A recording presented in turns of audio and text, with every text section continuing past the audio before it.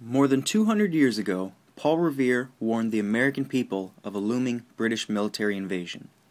Today, we face similar threats in the form of the Commission on Presidential Debates. This seemingly innocuous organization is a political farce employing a pseudo-reality that is wholly detrimental to the American voter. By design, the debates are devoid of spontaneity and lack in substance. In recent years, the Commission has established unreachable hurdles for third-party candidates, ensuring no outside interference in these lackluster debates. As we will see, the Commission on Presidential Debates is nothing more than a backroom deal between the Democratic and Republican leaderships, ensuring that either one of them will always be in power. They, the two major parties, have created a duopoly.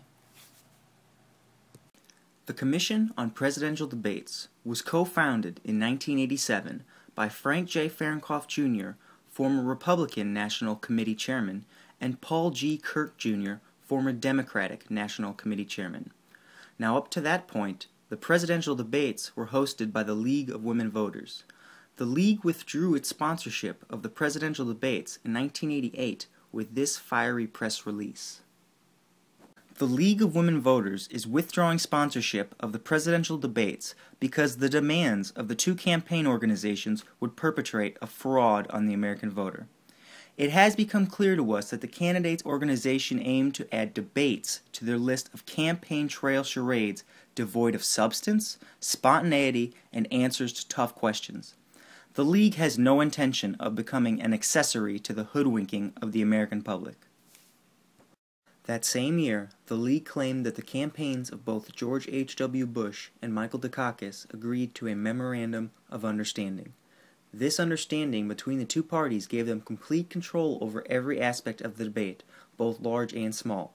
Furthermore, no third-party candidate would be allowed to debate without the Commission's consent. Ironically, though, the next set of presidential debates in 1992 would include a third voice, the reasons for which do not include diversity. The 1992 presidential debates were unique for many reasons, the least of which was the inclusion of Ross Perot as a viable third-party candidate. Prior to his political stint, Mr. Perot was best known as the founder of Electronic Data Systems, which was subsequently sold in 1984 to General Motors for $2.5 billion. Mr. Perot had successfully leveraged his fortune and public persona to gain entry into the 1992 presidential race. 4 years earlier, the Commission had created an advisory committee to develop criteria for the inclusion of third-party candidates in the presidential debates. Ross Perot appeared to meet the guidelines when he garnered an average of just under 10% of voter support in the polls. According to Ralph Nader's thought-provoking book, Crashing the Party, there was a hidden agenda behind the decision to allow Perot in the 1992 presidential debates. Nader writes that, quote, "During 1992, when the criterion was a chance to win, Ross Perot was included in the debates because both Clinton and Bush, each believing that Perot's presence would help his respective campaign, told the CPD to let him in. 4 years later, according to Clinton aide George Stephanopoulos, Bob Dole feared that Perot would take away votes from him, and the incumbent Clinton wanted the debates to be non-events. Presto, the CPD excluded Perot." Referring to the CPD's leadership, Nader goes on to say that Fahrenkopf and Kirk, after consulting their respective party bosses, decided to establish simple poll-based criteria for the 2000 campaign. In a January 2000 news conference at the National Press Club, these two longtime corporate attorneys dictated the hurdles for the next campaign.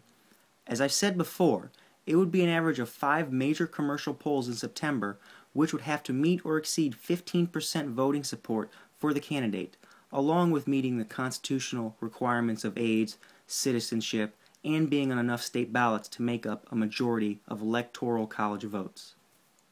The guidelines for being invited to these debates were updated from 1992's loose outline of a chance to win to 2000's arbitrary 15% stipulation.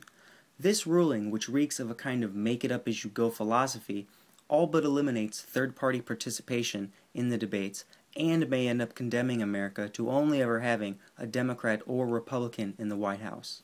As defined by Merriam-Webster's dictionary, collusion is, quote, a secret agreement or cooperation, especially for an illegal or deceitful purpose. It is clear that the Republican and Democratic leaderships, via the CPD's 15% rule, are in collusion together to bar third-party candidates from participating in these televised presidential debates. So long as the CPD's 15% rule stands, we will always have either a Democrat or Republican as a president. I hope our fate is greater than what befell the citizens of Springfield, Illinois, in an iconic episode of The Simpsons in which Homer is aware that space aliens have stolen the identities of the two major candidates running for president. Fearing enslavement, Homer urges people to vote third party. A faceless voice retorts that to vote third party is to throw your vote away. Homer's pleas fall on deaf ears, and the citizens are all enslaved because they were stuck in the paradigm of a two-party system and voted for what they perceived to be the lesser of two evils. Like Homer Simpson, I am done voting for evil. Space aliens are not.